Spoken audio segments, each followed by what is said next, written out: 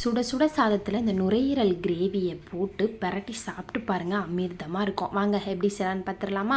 ஒரு மிக்சி ஜாரில் சீரகம், சோம்பு, மிளகு, பிரியாணி ஸ்பைசஸ், வெங்காயம், தக்காளி, தேங்காய் இது எல்லாத்தையும் சேர்த்து நல்லா அரைச்சி எடுத்துக்கோங்க.